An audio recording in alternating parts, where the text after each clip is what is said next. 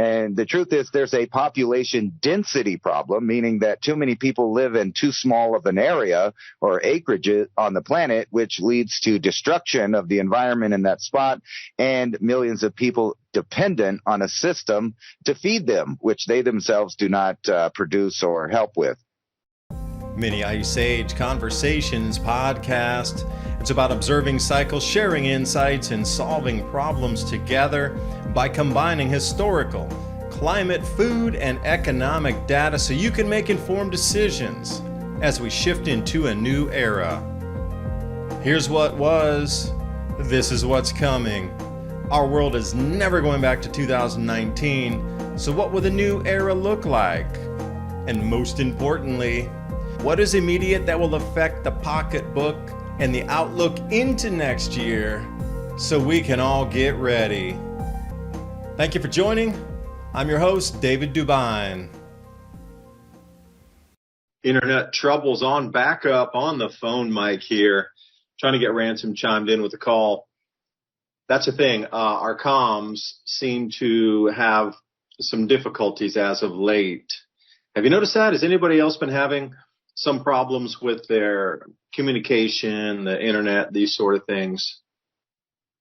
To start off tonight, I do want to say something about canning.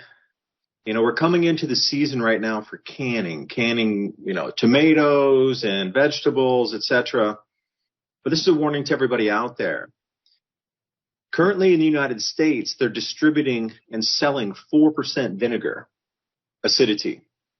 Now, you need 5% acidity to be able to do your water baths and your pickling and that sort of thing. You need at least 5%. So that's the minimum. If you go below that, you're at the chance of botulism. It won't save the food properly. There could be bacteria and these sort of things that get in the food to make you sick. Now, what are the chances that we're coming into an area right now where people are understanding and we need to get canning and gardening and off the system immediately? And right now they're rolling out a 4% vinegar, which is substandard for even saving your own food that you grew in your garden. Insidious at best. So Ransom, I appreciate you joining me tonight. You know how many people probably just went and got that and didn't pay attention to it and have already done the work to use it. That's kind of scary, huh? And then if they find out, they just see, if they come across this, they'll be like, oh man, you're going to have to eat all of that stuff now because it's not safe to eat. Why would they even do that? That seems like a direct on purpose kind of attack to see who's paying attention out there. It doesn't make any sense at all. It doesn't make sense for the company even to be selling that.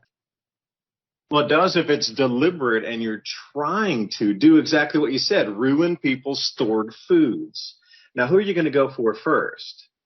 Are you going to go for a regular mom that drives a soccer van and still taking her kids triple vaxxed everywhere?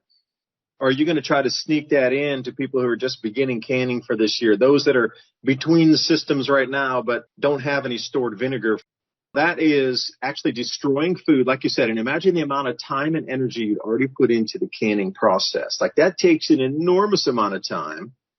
And you used your food. So the food can't be recycled. You just can't scrape that off and start over. You need to ditch all of it. And then what happens if they only sell 4% from now? What if that becomes the norm and they stop selling 5% acidity vinegars? In the new world we're moving into with the social credit scores and stops you from ever saving food either. A surging national debt is bullish for gold. The debt ceiling drama ended with nominal budget cuts and a shiny new credit card with no limit for the federal government. The first business day after the U.S. Treasury increased our national debt by $350 billion. It's no wonder Google searches for how to buy gold hit record levels in 2023. Call the Patriot Gold Group today before it's too late. Patriot Gold Group has the no fee for life IRA, where your IRA or 401k can be in physical gold or silver on qualifying rollovers. Also, Patriot Gold Group, Consumer Affairs top-rated IRA gold dealer 6 years in a row. Give them a call, 888-546-7020. And now on with the video. You know, I had a revelation the other day talking about heirloom and hybrid seeds. Just that very process and that very thought process that, God gave us these seeds that if you save them, you can continually resprout them, regrow them year after year after year. And what do we get into with commercial farmers? Well, they have to buy the GMO hybrid seeds, Roundup Ready activated. So that's a purchase every year. They can't save their seeds. There's been so many lawsuits. Like, they quit saving seed about 25 years ago. But you and me, we got to buy those seeds. That's why they're in the little packets there, hybrid seeds that you can get yourself. You can't regrow those. So even that gift from our Creator was taken away from us and now is a paid thing. They're starting to strip it away. So those of you out there, please prepare. I'm just waiting for them to start taking things off the shelf everywhere because, when I surf through these headlines and I look at all the companies, especially the ones that deal with the general population like Walmart, Target, etc., Tractor Supply, all of these, most of their stuff that I've been buying, I mean, they do still have at least an option to get things. But what's so bizarre about it is, I've got a bunch of solar lights and different stuff, and they last about a year. So it's like that disposable product line of everything that they want you to continually have to go back on purpose so that you can't just get tools, stack them back, and have a good collection of utensils to farm with, to fix your stuff with. We talk a lot about the seeds and everything, and, tools got to be number two. I mean, if you don't have tools to do anything, you can't do anything. You just can't. Having a basic set of wrenches, screwdrivers, etc., pliers, wire cutters, wire strippers, just the whole line of tools helps you navigate the whole world. And it's so bizarre that I meet so many people. Some guy came over to our driveway the other day trying to solicit some mechanical work, and we had to tell him to leave, but it was pretty bizarre to me because he had no tools. And evidently that's a new thing, is mechanics without tools. And when I was younger, there was no such thing as a mechanic without tools. Not even a shade tree mechanic didn't have tools. He didn't have a shop. He didn't have a building, but he had a whole set of tools. So you can't work without tools. And the same thing's true for every industry, farming, fixing electronics. If you don't have the right stuff, you just don't do anything. It stops production. And it seems like that's the whole marketing plan for everything now. Seeds that don't reproduce themselves, tools, items that break, even the auto manufacturing, makes parts that you cannot fix. You can't take it apart and do things. And then the other trick that they've been using is about every 3 or 4 years, they change the standard for everything so that something breaks in your home or your property, you go back, you have to buy a whole new thing and redo it. You have to re-engineer it so it'll fit the new products. So one of the things that I've been doing over the last couple of years is, the redundancy thing where I buy several of the items when I find it that go to the things that I own. I own several cars that are the same make and model, just so that if all else fails, I could build a car out of, both of them or all three of them. I can make it work.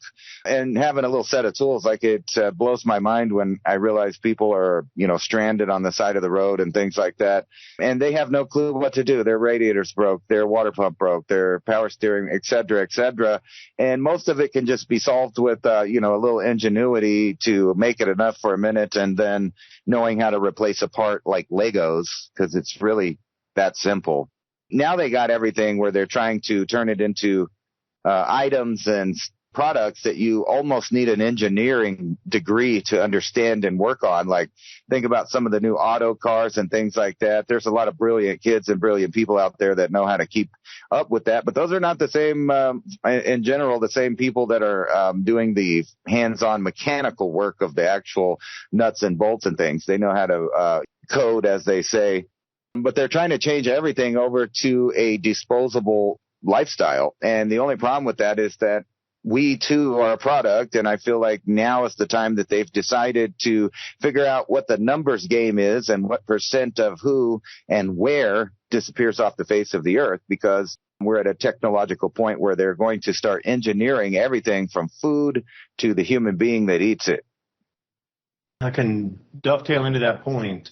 Mechanical work, I'm starting to learn it. I never knew it. So I was one of those, learn to code guys. I never knew it.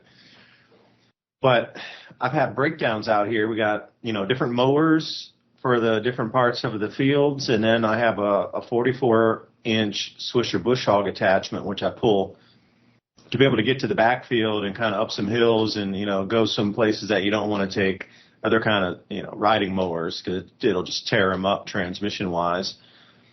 Taking the motor apart, luckily I have a neighbor who used to work on cars and understands all of this. Super nice guy, teaches me everything. I just need to buy the part and then we repair it. So like in the Swisher mower, the coils went out, so I had to go buy that. Nothing fit, so I had to get an AutoZone, and then, no, I'm not really promoting them, but that's where all they really have is like one of those auto parts, and then if you drive down the highway in a 25, 30 minutes, you can find a second one. I forget the name of it, but there's really only two of them that have all the parts. I ended up couldn't find those. The fuses, the parts, the grounding cables, etc. were similar. So I had to end up ordering the stuff on Amazon because I couldn't find it locally. What else did we end up replacing? Oh, the voltage regulator. Yeah, nobody had one of those. That was, you got to get it online. And there's different type of voltage regulators too, because then our 0 point went out. And it lost the voltage regulator at the same time. And also the fuel pump stopped working on that. So I had to buy a bunch of fuel hose, fuel filters. By the way, if you don't have any fuel filters for any kind of farm machinery, you definitely want to get a handful or more. Now, you can backfill it and put carburetor fluid in there and shake it out and get most of the dirt out, but you're going to want a new one if you could. So just in this last 3 weeks, all of our equipment is broken down. Luckily, I still have a push mower. Remember as a kid, those of you old enough, when you had to actually work to get an allowance, I used to have to mow our yard to get the allowance money for the week on a Saturday. Usually I'd mow it. So I was pretty handy pushing a push mower around. Now, luckily, we have that. It's still functional. But you try to do 2.5 acres in a front orchard, an acre on the back just behind the deck here, and then 5 acres out where the bees are. No way. No way. That requires riding mower kind of stuff. Another thing I could bump up and say skills on repairing simple machinery. Because Ransom, what you referenced there, this electronic thing and everything computerized, etc., you either have the part or you don't. Because that happened with my GE washer. This is like, it was right in the middle of COVID, probably like the middle of 2021, a year and a half ago, a little longer. The computer board or whatever went out, and we ordered one of those, and they're like 8-month lead time for a repair part. 8 months. It wasn't like taking a gear apart and putting it back together with a couple of new bolts and, slamming some oil on that thing. It had a full computer board in it that was unavailable. And you know what? I ended up giving it away because after like the 6th or 7th month arrived, they're like, oh no, we can't get it for you. And that's from General Electric. On one of their own machines, couldn't get a repair part for their own washer. And I was just astounded by that. That really blew my mind open that the actual producer of the washer couldn't get its own repair part because of the shutdowns in China. That really sent it home to me like we are really dependent on a lot of outside systems. So this is another one here. Ransom hit it with tools. You got to have tools. Handles. You need to have a lot of handles too because we are breaking farm tools all the time. The rakes and the hose and that sort of thing, always breaking. Always. So you're either going to shorten your handle or you're going to learn how to like carve a new one or you're going to go find where somebody at a weekend market sells the handles and you're going to buy them for $5, $8. I know the price keeps going up. When I first started buying those handles, they were, $3, $4 from the guy who makes them. They're all hickory. And, now they're $7. But I don't complain because they're hickory handles.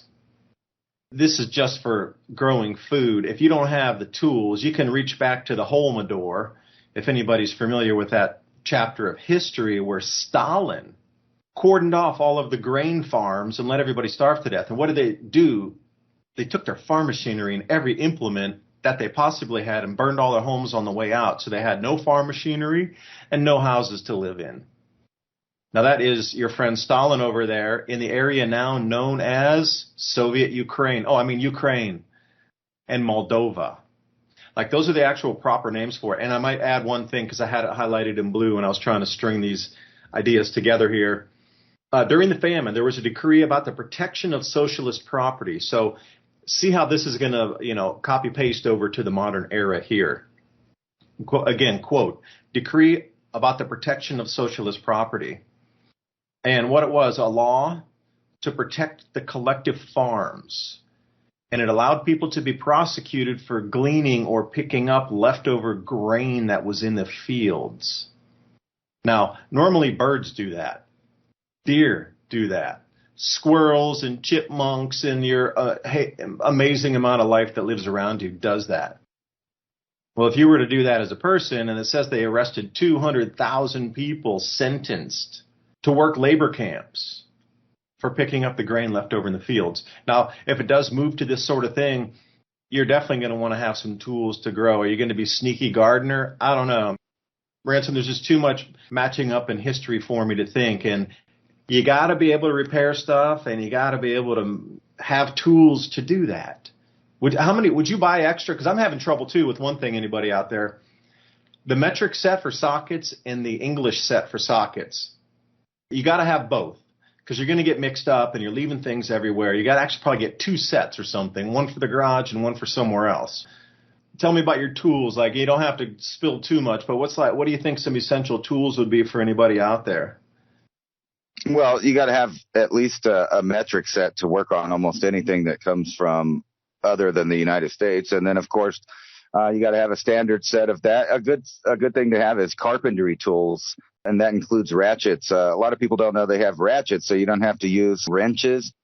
But basically, they're ratchet wrenches that are for carpentry. So you would have a carpentry set, and you'd have a set for whatever specifically car you use. Like, you should have enough tools in a little bag that you could basically tear apart a car, because that's what I have in mind. I bring a metric set, each size of the ratchets and sockets, so that I can do just about anything. It's a good idea to have something, either a backup air compressor or, now they have the little battery so you can take off the bigger stuff, but they don't really work as good as pneumatic tools.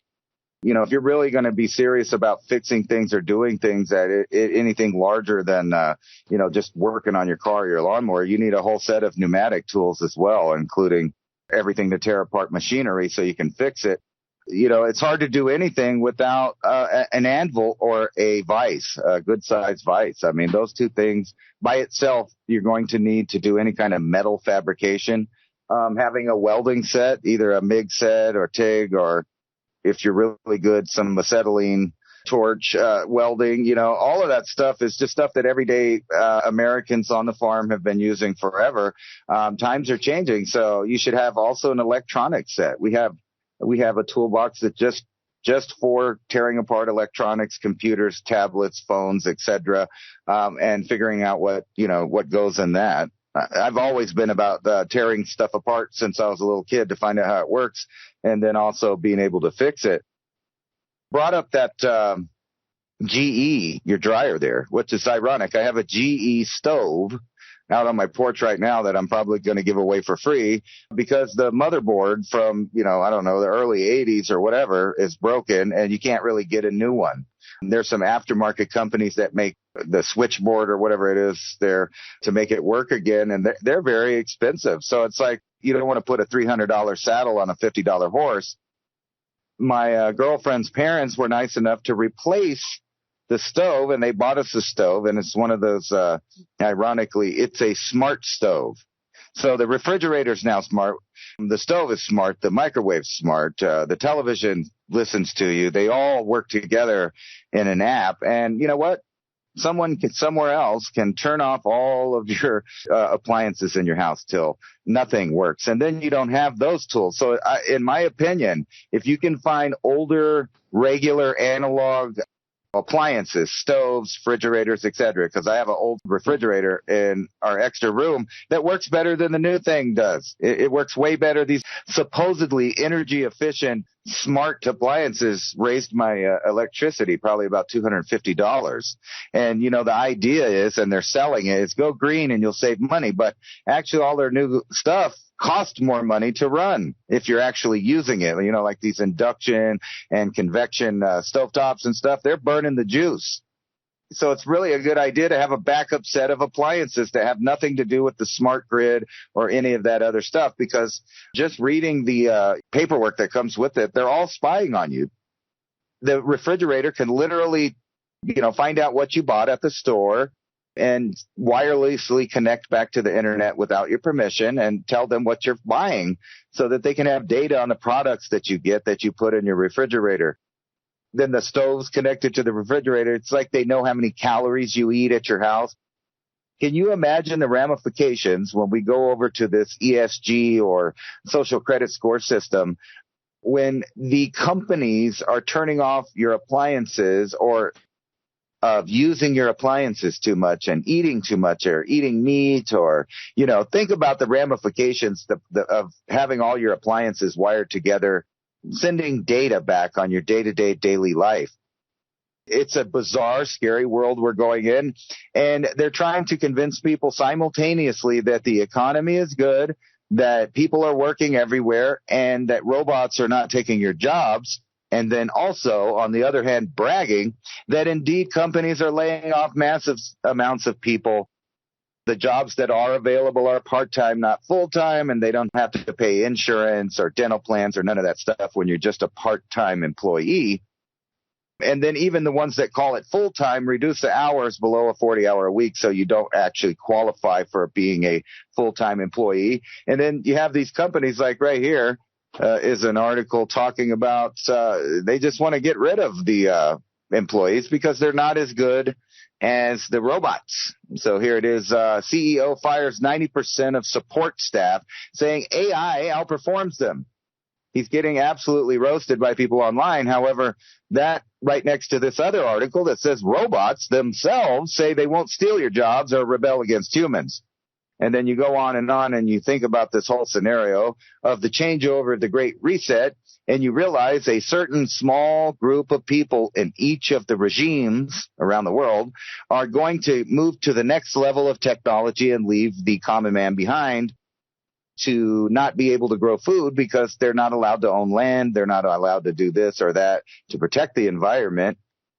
And we'll be essentially on a digital soup kitchen.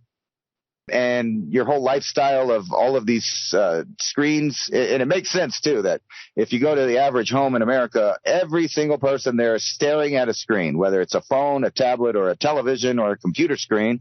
And I myself are guilty part of the time, but I go out of my way to go outside and mess with my plants. It's been triple digits for us, so I have to constantly watch them to see if they're kind of slumping and drying out and keep them hydrated, just like me.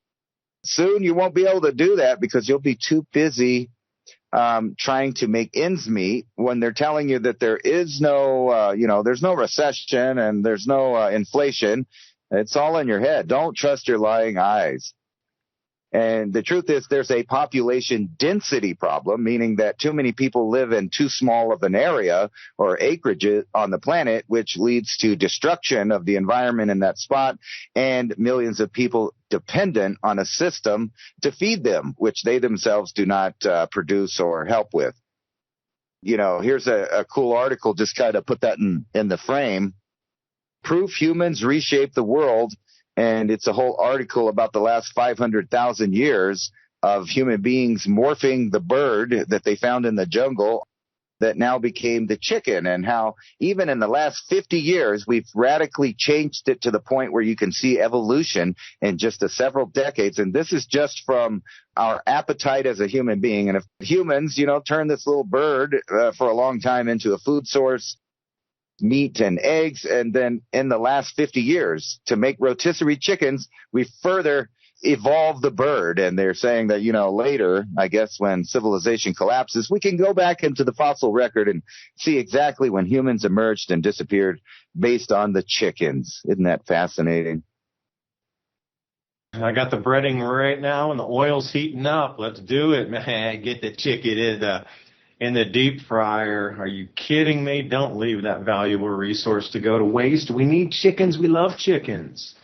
I love the Easter egg color of chickens, the olive eggs or the green eggs, the blue eggs. Not all chickens lay white or brown eggs. There's a myriad of color of eggs as well. So you have to wonder, they talk about one evolution or one, visible evolution within a 50, 70-year period. Well, magnetic field changes and evolutionary leaps also. Magnetic field disturbances allow things to morph faster. They find species that pop out of nowhere, but those popping out of nowhere seemed to coincide with Earth's magnetic reversals. Who was that? Robert Felix wrote that book, Evolutionary Leaps in Magnetic Reversals. And he just simply matched two data sets. Magnetic reversal on our planet, north-south, south turns to north, north turns to south. And he was only doing 100%, not what we have now with the polar wander where it's moving, from the North Pole way over Russia down toward Japan. And the South Pole is screaming up toward Indonesia. It's out off the actual landmass now. It's not even at the South Pole over Antarctica, the continent. It's out in the ocean now. See, this is how much our magnetic poles are wandering. Very different than a complete magnetic polar reversal. When there's a complete pole reversal, new species just jump out of nowhere. The Robert Felix stuff is right on the money, and we're kind of in that spot right now.